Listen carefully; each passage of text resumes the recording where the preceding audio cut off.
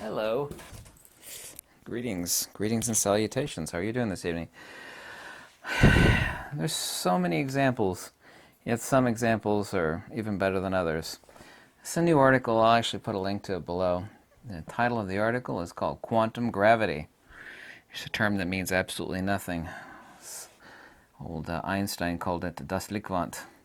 I don't know if you know this or not. I find some of my best inspiration by reading the crazy, half-brained musings and rantings of these atomistic fools that reify concepts that have no basis in reality, like virtual particles, for example, which have never been the input or output of any experiment ever done. They're conceptual abstractions created to make equations balance out, and this is, of course, by their own admission. It is the case, and we're both in agreement on this, both myself and the fools of quantum. They have no idea what gravity is. They actually don't know where to stick it in the grand picture. Yeah, what is the essa, or the essence of gravity? They have no idea. And it's okay to actually start off with a premise of ignorance. However, they're looking in all the wrong places, and of course they think everything is a particle. By definition, if you're a fish, for example, everything that you understand and ideate and conceptualize is water-based or somehow associated with water. If you're an atomist, it's kind of like the old saying that says, if you're a hammer, then everything looks like a nail. Well, if you're an atomist, everything has to be particle-based. Of course, they're looking in all the wrong places with a wrong starting position. But I'd like to read a passage from this neat little article. And by neat, I mean atrociously ignorant and abysmally stupid. A crucial first step in this quest to know whether gravity is quantum, a word which means absolutely nothing whatsoever, is to detect the long postulated elementary particle of gravity, the graviton. Now, you and I both grew up to a certain degree watching Star Trek. Everything was a particle problem with a particle solution. Captain, we've got gravitons and our particle quantum accelerator. Well, we're going to influx the neutrino generator with an anti-graviton pulse array, and that will... that was the problem and solution for everything in Star Trek. And these people grew up on that also, but they actually believe that. That is their silly religion. Now, graviton's a conceptual abstraction. These people believe that everything is a particle. When I actually humorously say that these people are the cult of bumping particles, I mean it both humorously, literally, and not figuratively. They have no idea what gravity is, and that's a good starting point. I begrudgingly give to them because they think they know what everything is. Even though they don't know what gravity is, they are certain that the answer is a graviton. Literally this particle that you can never explain instantaneous action at a distance. You can never explain wireless power induction with particles. You can't explain any of the phenomena of the universe with these particle-based irrational abstractions. Let me read another little section of the article, and that'll be the last one that I read. Quantum mechanics suggests that the universe is inherently fuzzy. Let's stop there for a second. Universe is inherently fuzzy. They basically just said that Mother Nature is a crazy hooker on crack. The universe is inherently fuzzy. In other words, there's no truth or rationality to the universe, nor logic. It's all crazy, which of course it's not. That breaks the law of Occam's razor. It breaks the law of common sense. For instance, one can never absolutely know a particle's position and momentum at the same time. You and I have all heard this over the decades.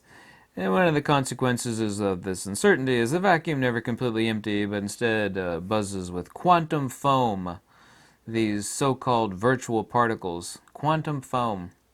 What these people are actually doing is they're reifying and rebadging the term ether. You can say zero-point energy, you can say ether, you can say non-Cartesian inertia. Doesn't matter what you say, they call it quantum foam. They also call it dark energy. The same stuff they call dark energy, they call quantum foam. And the reason why It's kind of like an atheist who hisses when they hear the word God. You know, if you find a militant atheist, they'll hiss like a snake when you say God. Sss, sss. They're violently these idiots of quantum and physicists. And there's a long history behind this. I could probably make 30 videos about the history of the ether. There are countless different views of the ether. And of course, all the greatest minds of electrical theory, Tesla, Faraday, Steinmetz, on it, they all admitted that the ether is, of course, it. I mean, everything is an ether, or an ether modality, as I've said, because all fields are ether perturbation. But anyway, these people are allergic to the word ether, like a militant atheist is allergic to the word. So what they do is they rebrand the ether under different names. They call it quantum foam, they call it dark energy. So anyway, he makes reference to, in this article, virtual particles that constantly pop in and out of existence. So completely contrary to Mother Nature, convoluted, breaks Occam's razor.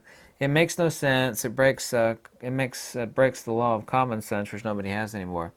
These ghostly entities are virtual particles, maybe in kind of quantum, including gravitons, excuse me. So they're looking for something that absolutely doesn't exist.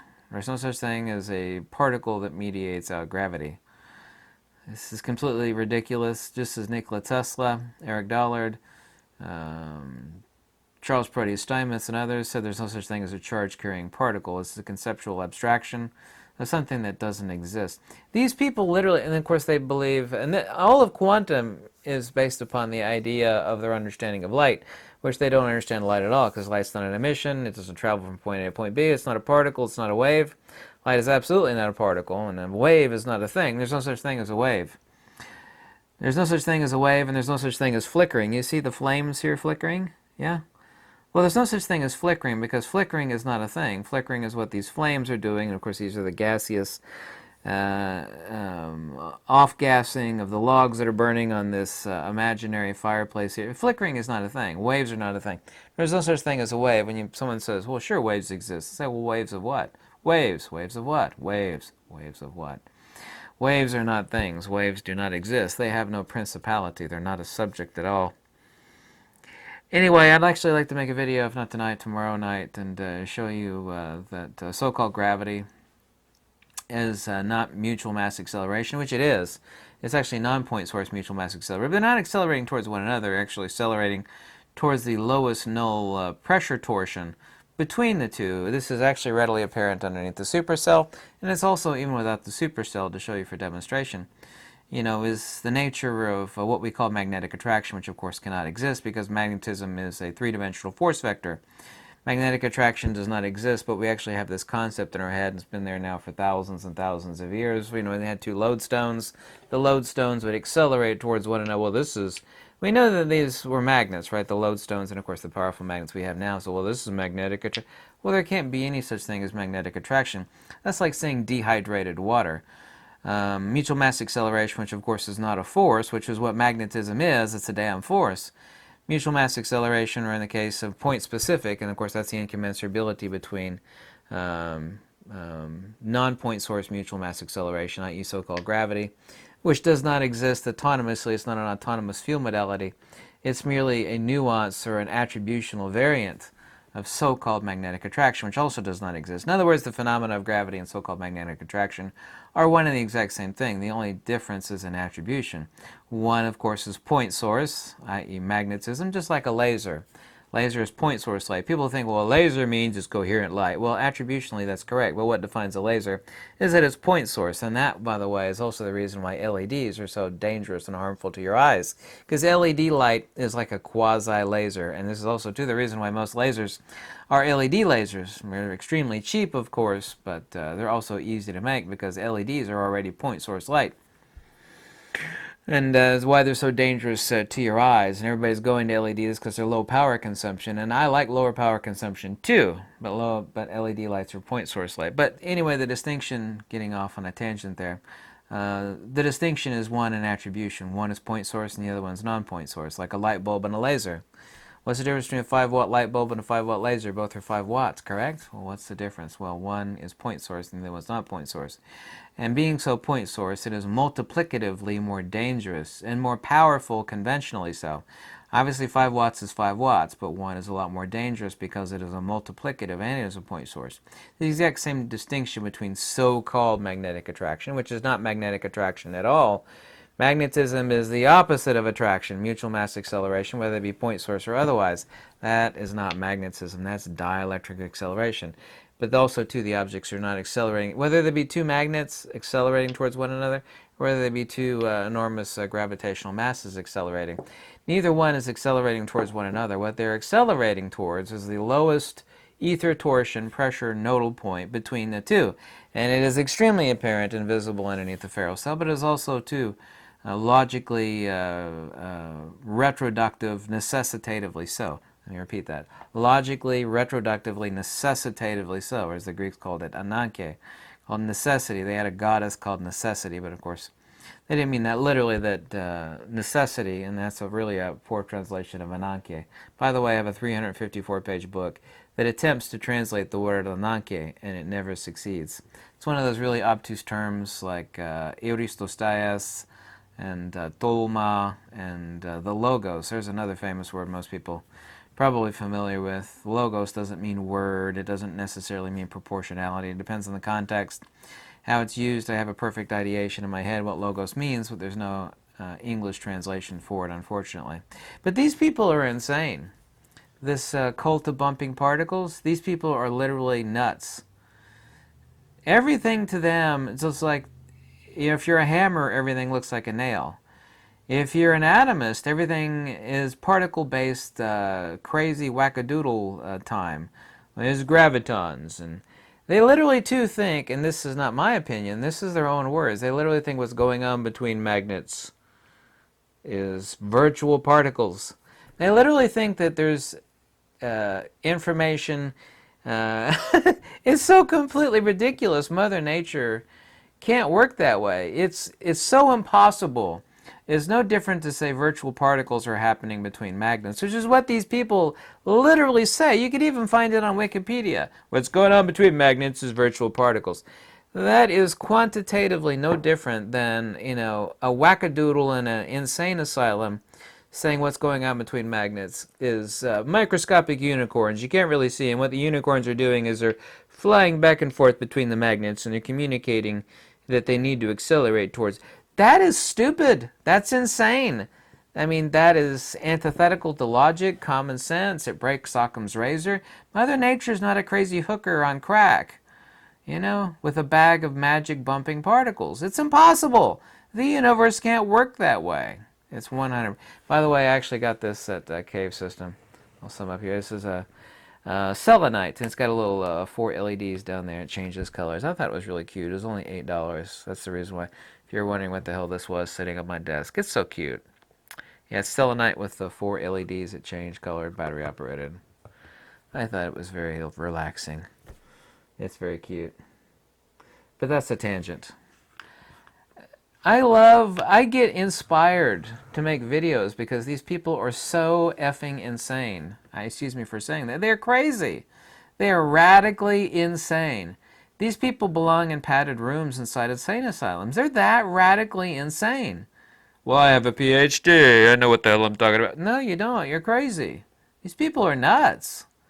Mother Nature cannot work that way. It's so antithetical to common sense. It's as ridiculous as saying, little leprechauns are mediating out acceleration and force. It's ridiculous. I mean, it proves how stupid humanity is that they'll believe someone because they have a degree hanging on the wall. It's like, well, this guy says that light is a wave-particle duality. Well, duality means an inherent contradiction. Mother Nature doesn't work on contradictions.